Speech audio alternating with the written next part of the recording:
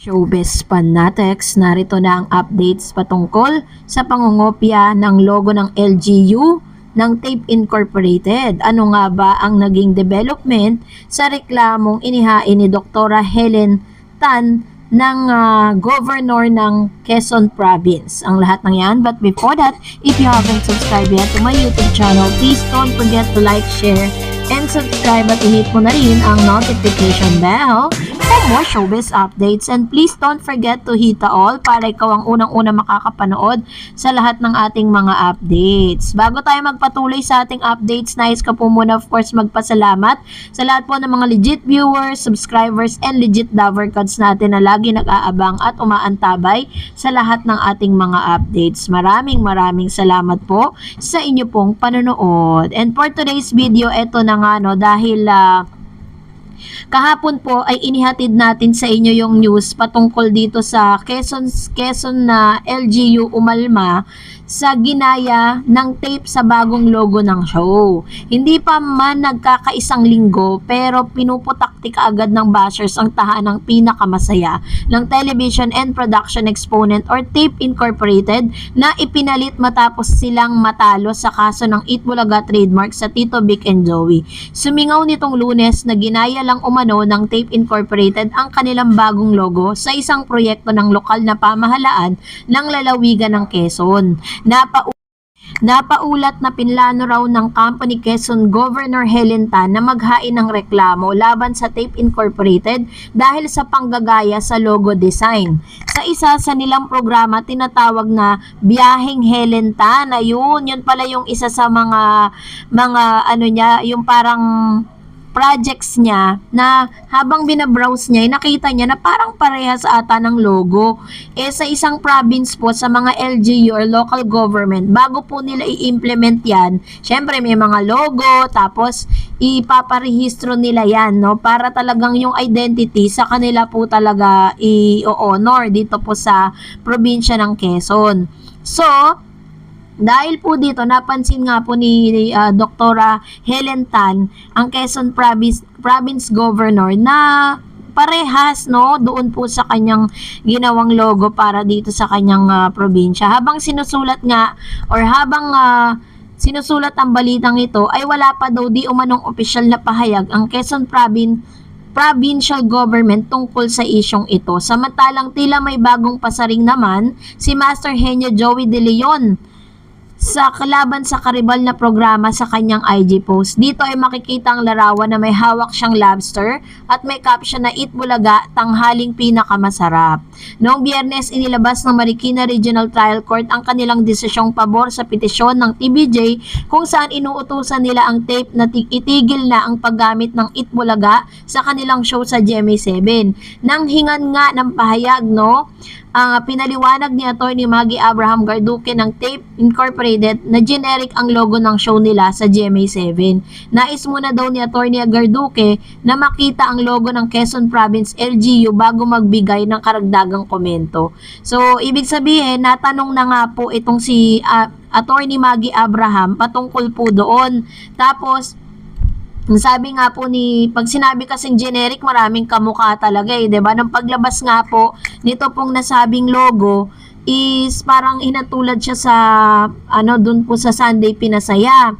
Ngayon naman, naghahabol naman po itong si LGU Governor or local government and governor na si Helen or Governor Dr. Helen Tan patungkol sa isyong ito. Pero after po few hours nang magreklamo nga itong si governor ay binago na po nila. Pag binalikan nyo po yung Facebook page ng Tape Incorporated ay wala na po doon yung kanilang yung kanilang pinaka-logo na ginagamit. Parang tinanggal nila sa posting po nila sa Facebook.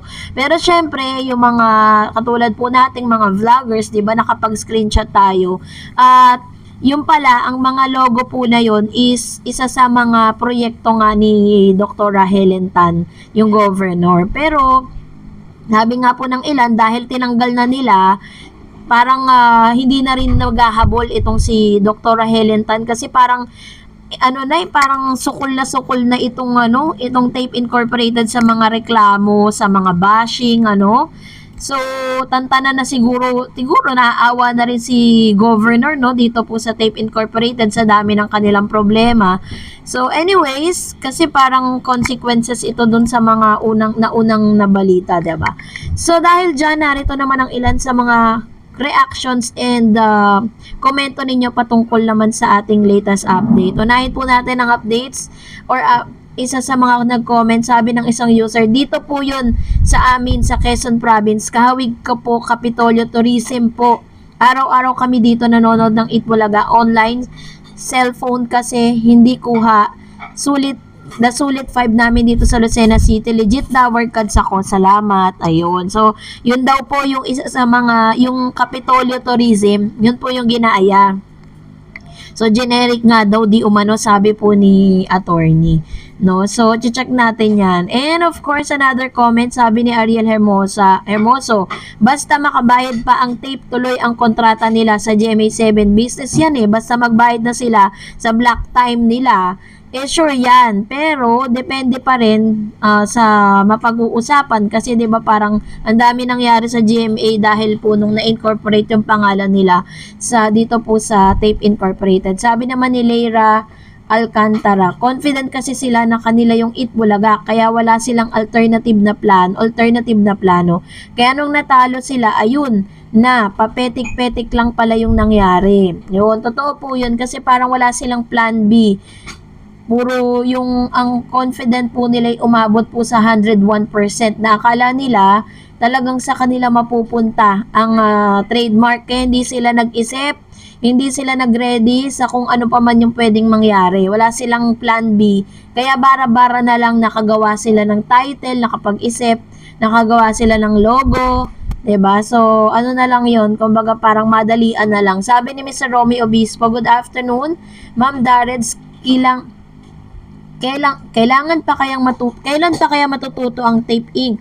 Pag huli na at malapit nang mawala sa ere ang kanilang show, hanap naman kayo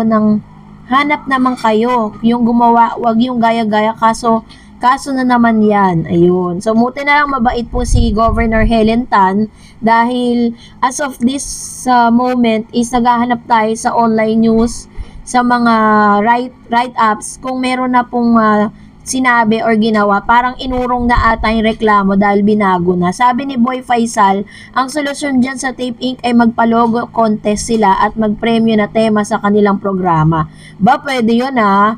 Pwede po nilang gawin yun, no?